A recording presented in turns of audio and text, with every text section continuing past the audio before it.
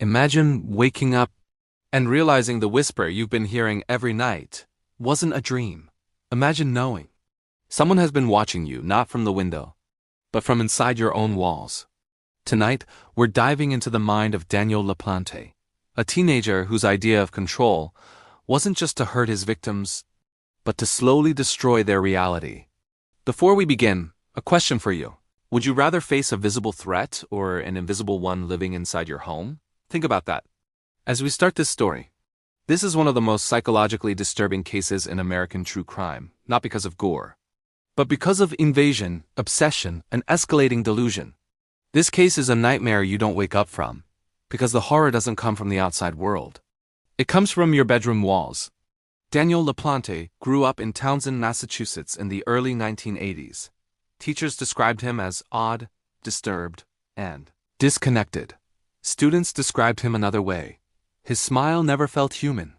He struggled academically, socially, emotionally. A school psychologist once said he showed signs of severe emerging antisocial traits. No empathy, no remorse, and a fascination with fear. But here's something to think about. Do you believe a person is born this way, or shaped by their surroundings? Keep that question in mind as we move forward. One day, Daniel became obsessed with a local family, a widowed mother and her 3 daughters.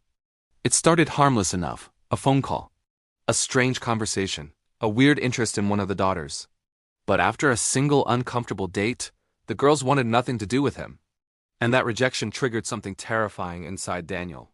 Soon small things began happening around the house. Objects moved, food vanished, doors opened by themselves. Footsteps echoed in empty rooms. They thought the house was haunted. But the truth was far worse. Let me ask you something. If something strange began happening in your home, what's the first thing you would check? The doors? The windows? Cameras? Almost nobody checks the walls. One night, the daughters returned home to find a chilling message scrawled across their wall, as if written by a ghost. But it wasn't a ghost, it was Daniel. He had broken into their house, then slipped into the narrow crawl spaces inside the walls and attic, and he stayed there, for days. He watched them sleep through cracks in the wall. He listened to their conversations. He moved small objects just to unsettle them.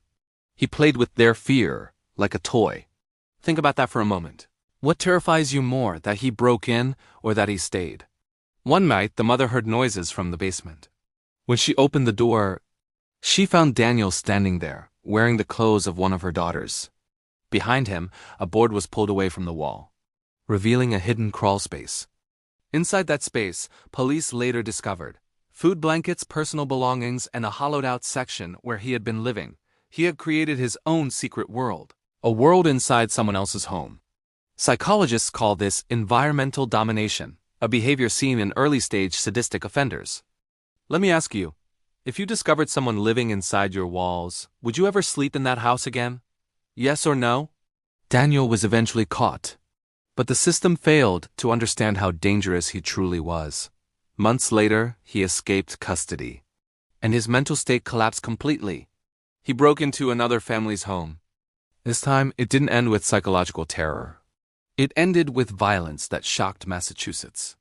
Experts later said he displayed extreme emotional detachment, escalating delusions, fascination with fear, and a growing inability to distinguish fantasy from reality. A psychiatrist described him as a mind spiraling into darkness, detached from humanity. Unlike other criminals, LaPlante didn't just want to hurt people. He wanted to control their sense of reality. He wanted them confused, paranoid, emotionally broken. And this is what makes him unique. He didn't attack the body first. He attacked the mind, your perception of safety, your trust in your own home, your sense of reality. That is a deeper kind of violence. Here's the question for you. What scares you more, physical danger or psychological invasion?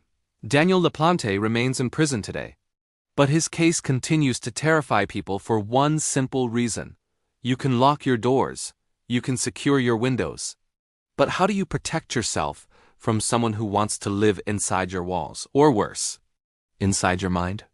If stories like this make you look over your shoulder, question your surroundings, and wonder what the human mind is truly capable of, then you belong here. Subscribe, not just to support the channel, but to keep exploring the darkest corners of psychology, where real monsters don't hide under the bed. They hide in plain sight. I'll see you in the next case.